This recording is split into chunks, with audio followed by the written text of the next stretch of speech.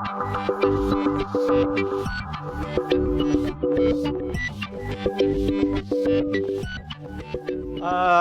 Ben Hughes. I'm clearly from Etsy. I'm here to talk about Pwning all the Internet of Things for fun and profit. Not really. I just thought if I did an Internet of Things slide first, everyone would be like, God, no. So when I did a defensive security talk, everyone would be really for that, because everyone's bored of Internet of Things talks. Got to say, it's good being in Canada, where you do measurements properly, because I live in the US. I'm not so pleased about the temperature. I obviously work at Etsy. We're a online marketplace that deals in vintage and handmade goods. I hear the holiday seasons are coming up. We missed your Thanksgiving, but there's other ones coming. Please shop there. We're a retirement home for burnt-out security professionals, so we have a surprisingly large, actually like scarily good security team that's better than most like boutique pen test firms, because they're like, yeah, I can't be bothered being on the road anymore. No one really cares about this slide. So I'm here to talk about an intro, which I'm doing. Laptops, workstations, and why they're the bane of everyone's life. Servers, you might have some, or you might attack them. Data, which I hear some people have, and then conclusions, otherwise it would just amble off into nothing. Wow, these don't update in time. So the key thing of this talk is we no longer have this really neatly defined border between a secure place and an insecure place. Many people now, I believe, if you have a company, up to one per person have laptops. Those are a good thing to attack, and the line between inside and out no longer exists. The threat model for securing the front door, which we used to enjoy during the 90s, is no longer relevant because there is no longer a front door. People keep talking about moats as if anyone was alive in the medieval times. As my amazing clip art shows, this is cloud thing. I don't know if you have it here because all I see is snow and cold.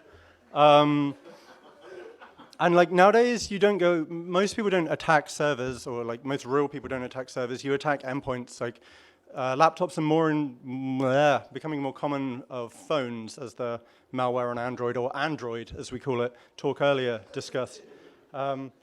Securing your laptop is a thing. If you don't think you need to secure your laptop, then it probably has company data in it. If you're an engineer, you probably have some source code on it, unless you're one of those weird places that doesn't let source code leave site. It's great for lateral movement. If your laptop doesn't have access to things, then you probably don't need a laptop to work at your job. I'm sure you can think of more reasons why attacking laptops is easier than attacking a firewalled web server or whatever. Not that web servers are secure, but whatever, different talk. So if any of you use Chrome, I hear it's the coming thing. Opera just isn't taking off anymore. Then Chrome does a real good job at stopping you from getting malware. There's recently been some malvertising, the Kyle and Stan malvertising campaign recently of you buy ad space with someone like Google or Facebook or Bing. They serve adverts to you. And so you go and search for Text Wrangler, and the first link is not Text Wrangler. It's a paid-for advertisement to something that then downloads crappy malware to your machine and then kindly installs whatever you ask for on top. And this is just to install adware to steal your browser and your search. But if you're willing to pay enough money, like the Kyle and Stan, whoever they are, did, you can do more malicious APT, blah, blah, blah. The nice thing about this is Google's motto is don't be evil unless it's for financial profit, in which case it's absolutely fine to take money to do this kind of thing, because that's fine, despite having an entire browser department designed against this. So one of the cool things we've done at Etsy is dig a really big hole in the ground for DNS sinkholing. And DNS sinkholing is just where you take your shitty domain that you don't care about, like downloadfast.co, which is super legit. And then you just, in your corporate DNS, you just dump all queries for that to localhost. Big shout out to IPv6. Or if you want to be real clever, you redirect it to an internal site where you can track and monitor this. So we have a landing page to go, you tried to download something crap. Please come and talk to security or help desk, and they'll try and make you click on the right thing rather than Google tricking you for money into downloading something malicious. That's only happened once this week. Really important thing, this will break with DNSSEC, so you can all have to really think long and hard about that, because I know DNSSEC is a big, big thing used by no one. Speaking of used by no one,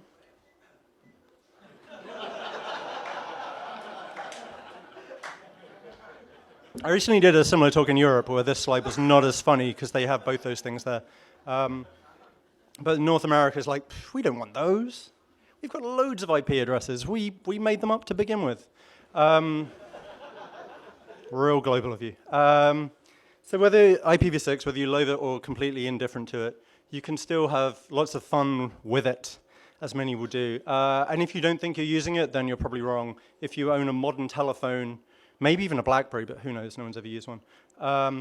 If you own any Apple kit or like run iTunes, then that will just talk IPv6 to whatever it can. Netflix is probably the largest IPv6 consumer publisher, whatever Netflix do. They're the thing you tunnel to America to get the decent video.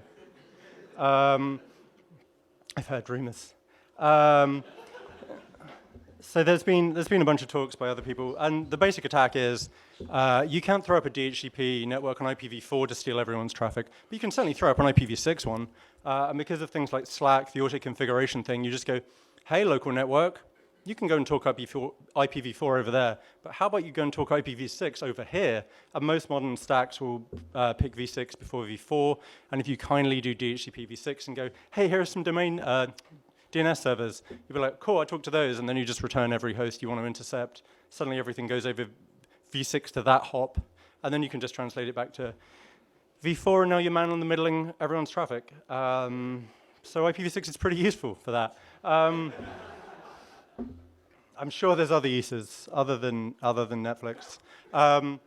You can, in most kit, like Cisco or Juniper, you can disable this with a router advertisement guard, which is the same as you would with DHCP of going like, my DHCP server's here, if anything else says they're a DHCP server, they're full of shit, don't listen to them. I would suggest turning that on, and if you are an attack team, I would suggest enjoying this. Another thing we've been doing is handing out IDSs to everyone. What are you saying? Just a big rack mount thing on everyone's desk. Cabled into their laptop.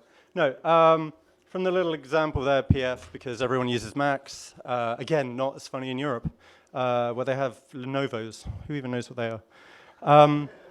So just using like PF or IP tables, if you're one of the 8 people on a Linux desktop, you can just do simple pass logging for a basic, very basic IDS, where you can go, I'm talking to bad hosts on bad ports, such as like BitTorrent or 31337 because I'm showing my age, or whatever other port you want. Yes, it's not quite a full IDS in the snort sense, but the benefit of this is it isn't full of remote code execution, so you've got to weigh the two up. Then you take these logs off your endpoints, and then you throw them in like Elk or whatever you log to. If you can afford Splunk, you do that. If not, you just have money fights.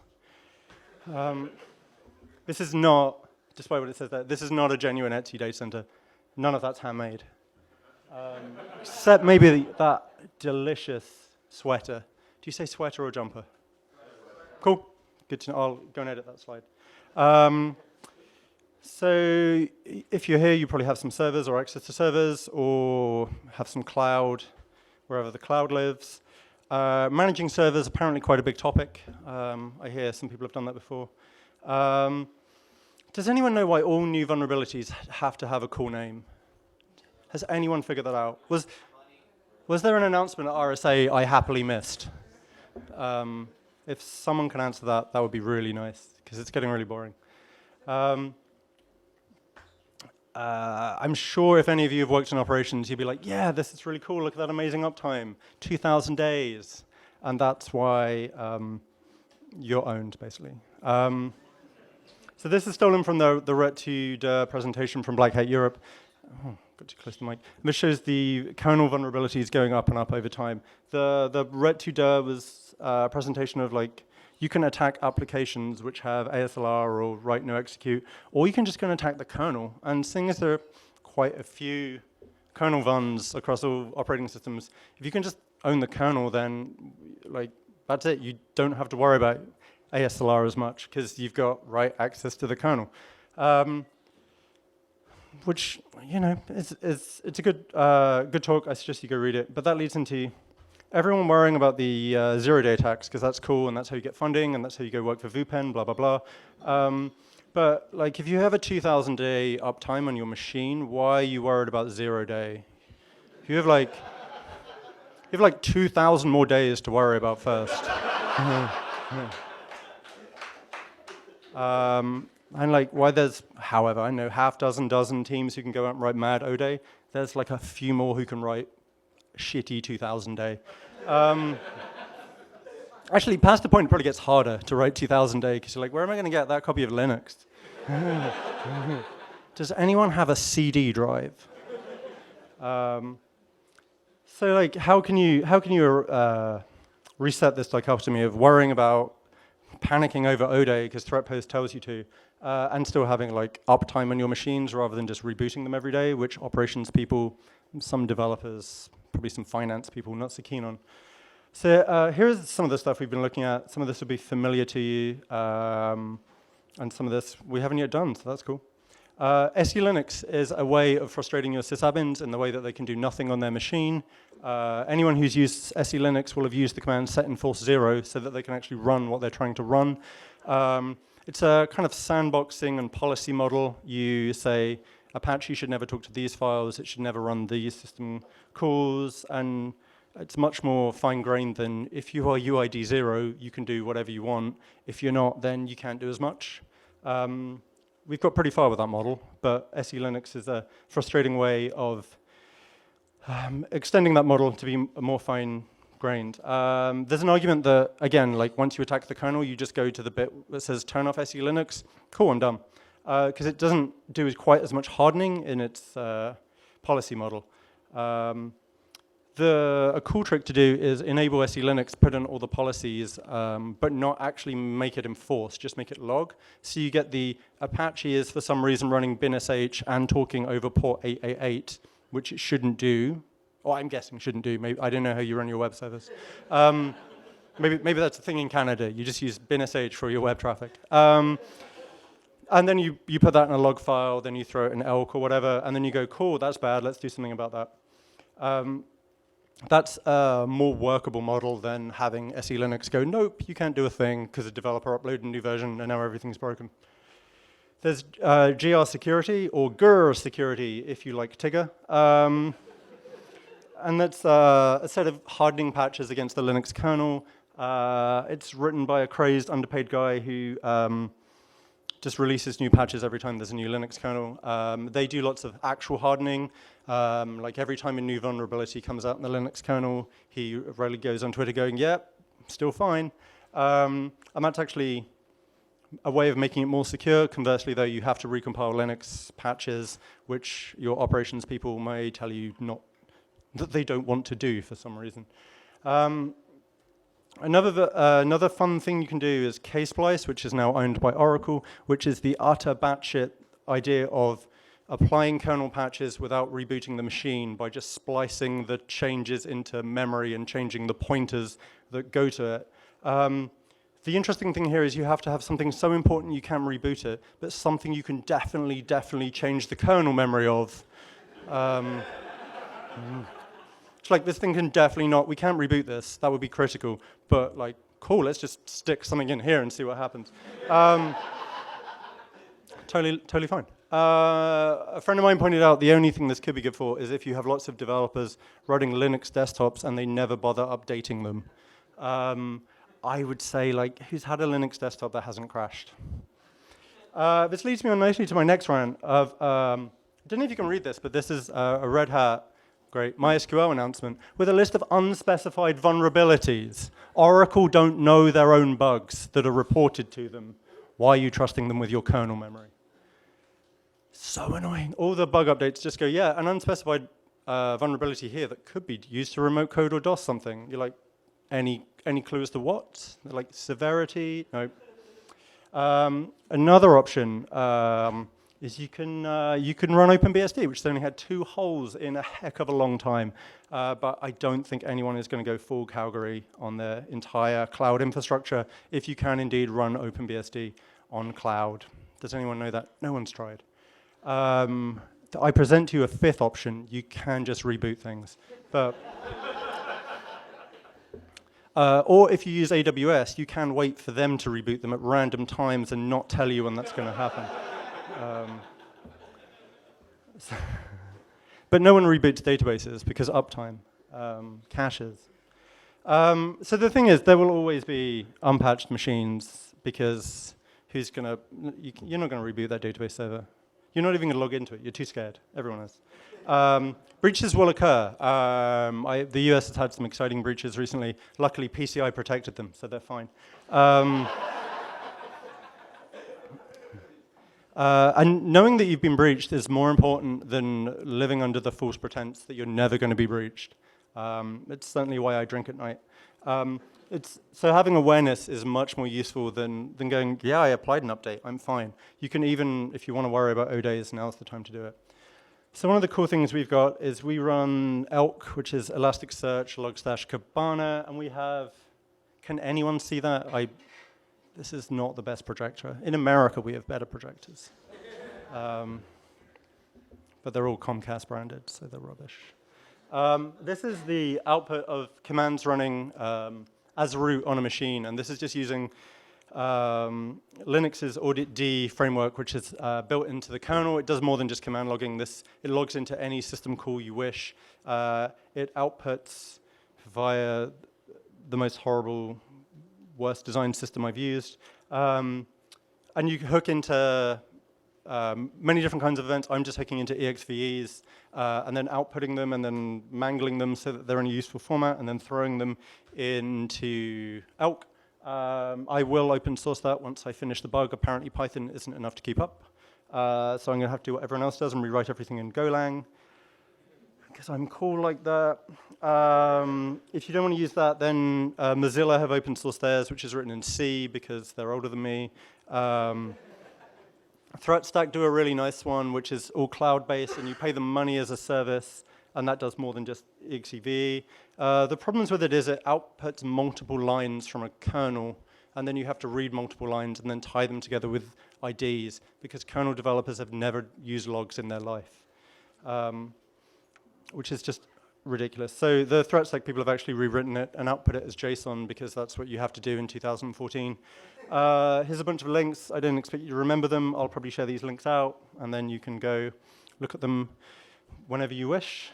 But being able to see commands running on every single machine in your entire infrastructure at once, it's just super powerful. Like 5 years ago, having that kind of visibility would just be like, how could I have that? I would have to tail bash history and pipe that into a thing over syslog. And now you're like, yeah, or you can get it from the kernel. That seems a better plan. And we use that on both laptops and servers, and it's absolutely mind-blowing. Do that. Data. So if you're here, only one of them is big. If you're here, I'm going to assume you have some data. I love that one of them is in a kilt. And so this is an amazing screen grab from the amazing film Sneakers, which you should all watch. And this is related to backups. How, you say? Don't worry, I'll get to that. This is them bypassing the electronic key lock. So they've secured a door with an electronic keypad. And the thing here is, like, so you have some databases. You probably have some ACLs on them. You're probably only able to access them from certain IP ranges or hosts, all of that good stuff. And then you run MySQL dump or whatever database you use, and then you just store them locally on the same machine or somewhere else. So if I was an attacker, I'd just go after the backups, because there's no ACLs on the backups. They're just sitting on a file system. Or they're sitting on another host with all the other backups and every backup of everything else. Like, why doesn't everyone attack backups? It's just backups are great. So I would say, if you are doing backups of your data, if you're not doing backups of your database, go and do that now. We're here till 7. If you are doing backups of your database, please encrypt them. And don't do it with a symmetric key that's stored in the same host, because that's just a slower way of doing unencrypted backups. And like, put them on a machine that has at least as much ACLs as your database. Like, all our backup servers have Duo 2FA to even get onto them, which is more than all of our database servers, because apparently getting web apps to do 2FA is kind of hard. Your DBA may argue that restoring from an encrypted backup is a pain. I'm sure your liability people people will go, yeah, but having our databases on the internet is more of a pain. This is where you can game day it. If you think you're going to be CPU bound on encryption, then you should buy some new hardware, because AES has been in CPUs for a bunch of years now, and it's no longer slow. So do that. Hi. Don't worry, I'm not drunk. This is about canaries. How awesome is that bad luck? So what we've done is we've put a bunch of obviously fake data in various places, and then using our proper IDS that aren't firewalls running on laptops, looking for that on the wire. Of course, this doesn't work if an attacker is like encrypting things out of there, but it does work if they're not, so it's worth doing. So like we have some TLS rules, IDS rules, something ending in S rules for spotting when LDAP goes in the clear, for when certain database strings go over the network, which should never happen in regular usage. And that's a really nice way of going, something has gone over my network that really, really shouldn't. We should probably go and investigate that. It's really easy to do with just putting like, false records in, false users in, false passwords in of things you don't access. If you have a large data set, then put them at the start and then put them in chunks all the way through, so that like if they try and do the top or the bottom of the database to just try and get some of it, you'll see it. Another cool thing we have is our load balancers. If they ever see real code, or in our case, PHP code, be returned from a web server, then to drop that node immediately, because you never, unless your GitHub wants to return code out your load balancer, you're like, yeah, that's probably bad. So it's another cute way of things you can do with canaries, of dropping connections as soon as they start sending things you shouldn't. So to conclude with some ducks. Modern desktops still blindly trust the network. They will trust name servers. They will trust DHCP servers. They will trust anyone sending them router advertisements, because then home networking becomes easier. You can exploit this, or you can use this to your advantage, depending on who pays your bills. I suggest you do one or the other. Servers don't have to run blind anymore.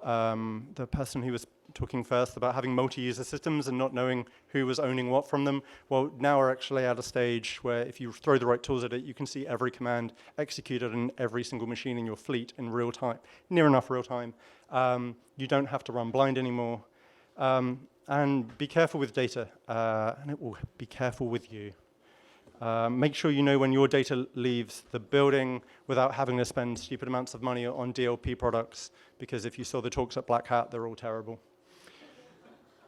Cool. Any questions? Awesome. No questions. You got free time.